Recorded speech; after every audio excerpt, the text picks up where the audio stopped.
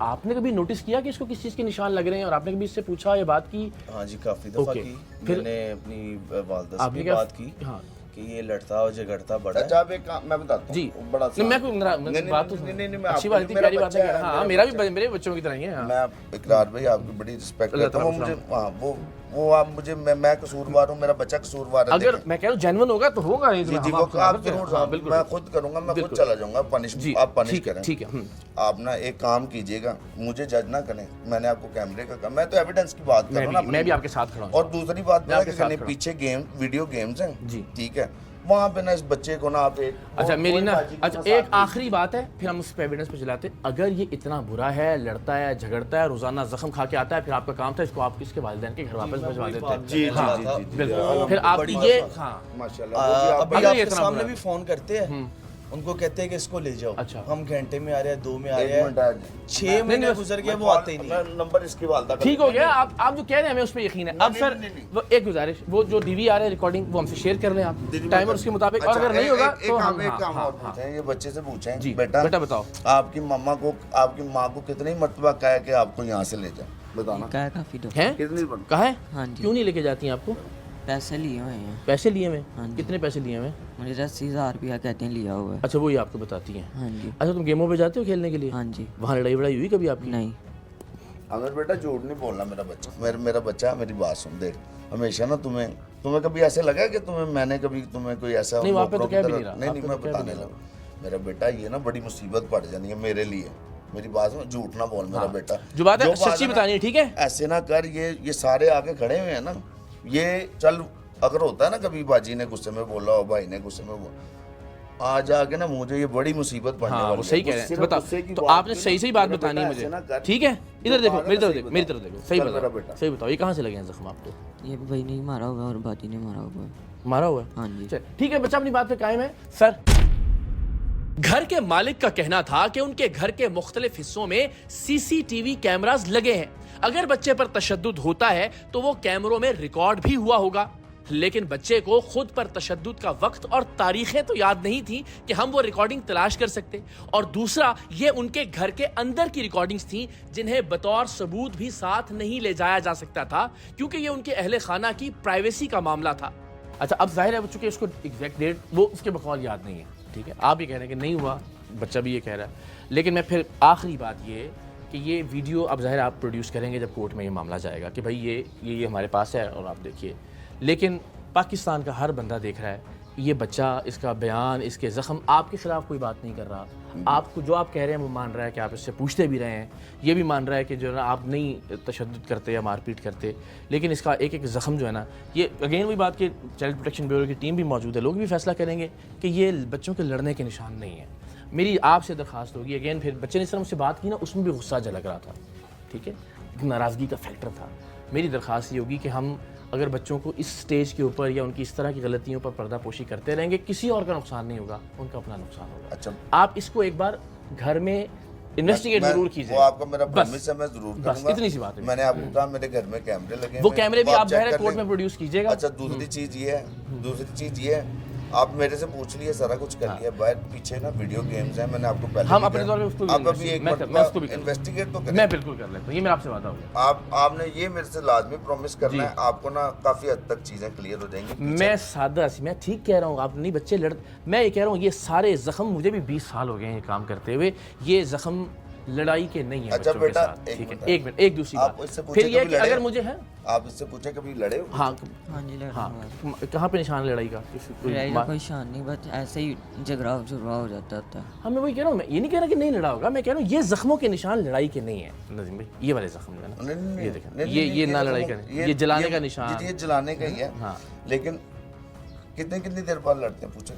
روز لڑتا ہوگا سر، میں کہہ رہا ہوں یہ لڑائی کے نشان نہیں ہے، دیکھیں نا روز لڑتا ہوگا، میں تو مان رہا ہوں بچہ ہے نا، روز لڑتا ہوگا۔ آپ یہ مان رہے ہیں کہ روز بچہ لڑتا ہو لیکن اس کو کوئی اسکریچ نہ پڑے؟ سر یہ اسکریچ ہے، نہیں میری بات، میری بھی جلانے کے اور جو تاروں کے مارنے کے نشان ہے، میں مان لیا، میں کہتا ہوں ایک زخم بھی اگر اس گھر کا دیا ہوا ہے اس کو، باقی سارے باہر کے ہیں، پھر بھی قصوروار ہے۔ جی وہ تو ضرور ہے۔ اچھا اٹس سیلف اس 12 سال کے بچے کو کام پہ رکھنا، یہ آپ سمجھتے ہیں انلیگل ہے؟ جی میں نے آپ کو کیا بتایا؟ اچھا اور ہم جب بھی جاتے ہیں، کیا میں اس طرح اسی لہجے میں بات کرتا ہوں لوگوں سے؟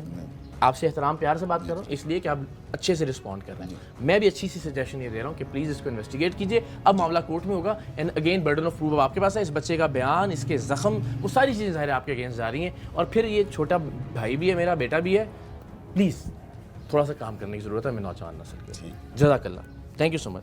آجائے جی. بہرحال اس تمام بحث کا کوئی نتیجہ برآمد نہیں ہونا تھا اور نہ ہی ہوا. بچہ اور اس کے زخم بذات خود مکمل چارج شیٹ تھے, لہٰذا بچے کو چائلڈ پروٹیکشن بیورو منتقل کیا گیا اور اب بچے پر تشدد کا مقدمہ عدالت میں ہے, جہاں ملزمان اور بچے کے ماں باپ کو طلب کر لیا گیا ہے. کم عمر گھریلو ملازمین پر تشدد کے حوالے سے چائلڈ پروٹیکشن بیورو کی چیئرپرسن سارہ احمد سے بات چیت کی تو حیران کن حقائق سامنے آئے.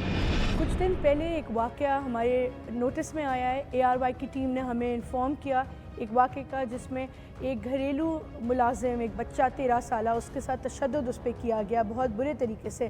اور میں شکر گزار ہوں ARY کی ٹیم کے کہ انہوں نے ہمیشہ ہمیں انفارم کیا امیجیٹلی جب کوئی اس طرح کا انسیڈنٹ ان کی نوٹس میں آیا.